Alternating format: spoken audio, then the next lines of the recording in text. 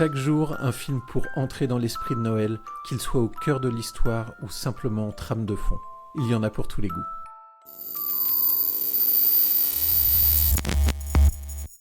Aujourd'hui, on va vous parler de Bad Santa, un film de Terry Zwigoff sorti en 2003. Vianney, le synopsis ? Willy, un escroc alcoolique déguisé en Père Noël, dévalise les centres commerciaux chaque année à Noël avec son complice Marcus. Leur plan bien rodé est bouleversé lorsqu'un enfant naïf et solitaire voit en Willy le véritable Père Noël. Alors, en ce qui concerne le réalisateur Terry Zwigoff, ce qui est intéressant à savoir, c'est qu'il a réalisé auparavant un documentaire qui s'appelle Crumb, qui est en fait un documentaire sur Robert Crumb, qui est en fait un créateur de BD underground. Donc on est sur un esprit un peu acide, un peu underground. Donc ça c'est intéressant parce qu'on le retrouve plus ou moins dans Bad Santa. Peut-être pas underground, mais en tout cas un côté un peu trash qu'on peut retrouver. Et donc voilà, Zwigoff était intéressé par Crumb, qui est, si vous y intéressez, un dessinateur assez culte aux États-Unis. Et il a également fait l'adaptation du roman graphique Ghost World, qui est devenu culte pour une génération, on va dire, et qui était sur le passage de l'adolescence à l'âge adulte, et qui était aussi sur une comédie assez noire. Donc voilà, pour montrer un peu l'état d'esprit, Terry Zwigoff est quelqu'un qui aime plutôt les choses qui sont un peu sombres, tout en gardant un aspect comique, mais qui aime les trucs un peu sombres, un peu trash. Quant au casting, le personnage de Willy est interprété par Billy Bob Thornton, qu'on a vu déjà dans plusieurs... Enfin, moi je connais personnellement par la série Fargo notamment, et par la série Goliath, que je vous conseille de regarder, je fais de la pub. Greg, il a joué, peut-être toi tu pourras peut-être citer des films dans lesquels il a joué.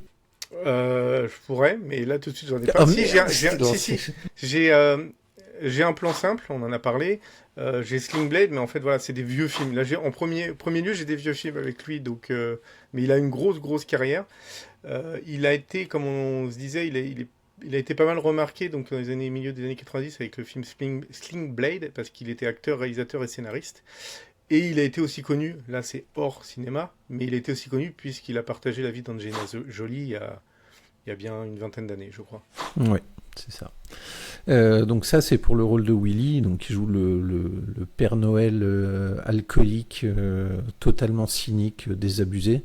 Et donc son comparse, dont le nom m'échappe, est interprété par Tony Cox. Et j'avoue que le duo, je l'ai trouvé plutôt intéressant. Que dire de plus en termes de casting ? Après, il y a le petit garçon qui est joué par Brett Kelly. Voilà, donc c'est sur ce trio en fait que le film tourne principalement.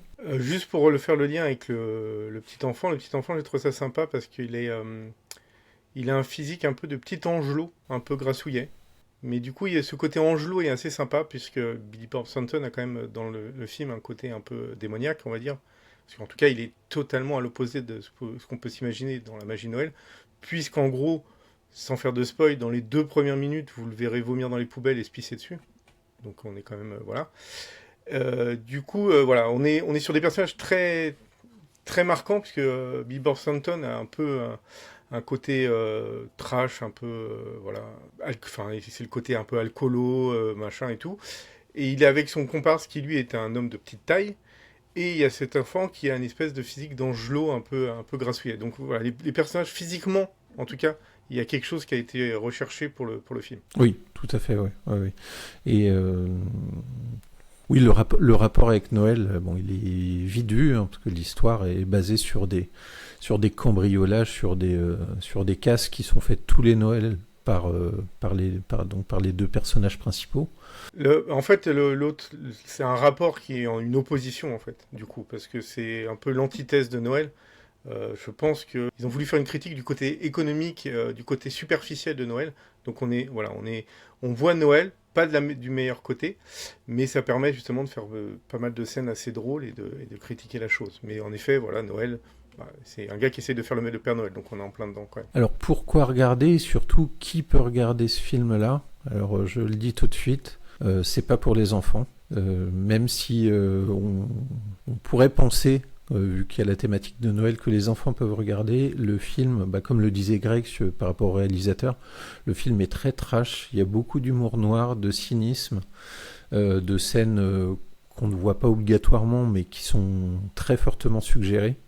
Donc voilà, c'est clairement un film pour adultes, mais pour adultes qui aiment bien un peu l'humour un peu bas de plafond, quoi, on va dire. Ouais, et pour donner suite par rapport au réalisateur, en effet, il a toujours traité des choses qui ont qui donnent une impression d'être proche des enfants, des adolescents, mais sur un discours qui est beaucoup plus adulte. Donc on est toujours sur le même truc. Je parlais tout à l'heure de Ghost World. Ghost World, sur le roman graphique, si on vous dit comme ça, c'est une BD sur l'adolescence, vous dites, bah, c'est bien pour un jeune adolescent. C'est pas obligatoirement bien pour un jeune adolescent parce que c'est un truc un peu sombre sur le passage à l'âge adulte, donc c'est compliqué. Et Crumb, le dessinateur dont je parle au départ, c'est pareil. C'était un dessinateur de BD, mais on n'était pas du tout sur la BD pour enfants. Donc en effet, là, Bad Santa, c'est pareil. On part d'une base qui paraît enfantine, Noël, et on part sur une critique assez acerbe et assez trash. Mais avec une fin, une sorte de, sans spoiler, une sorte de rédemption. Voilà, la magie de Noël intervient.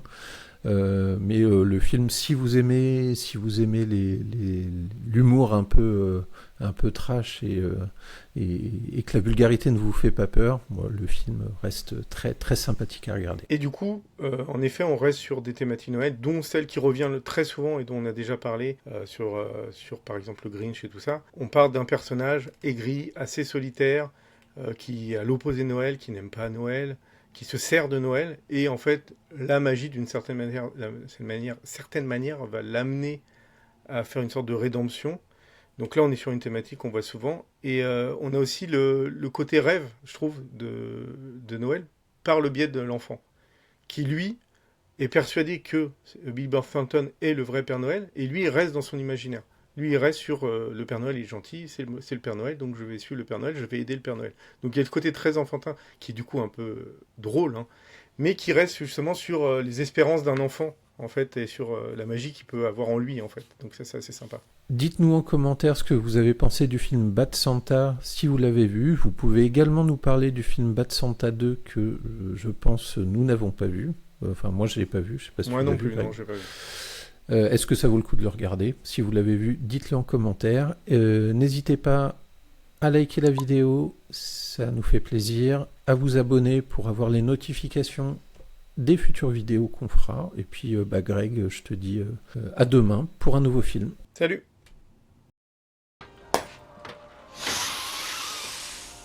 Ah oui, allez, faut y aller. Abonne-toi à la chaîne pour ne pas manquer les prochaines vidéos.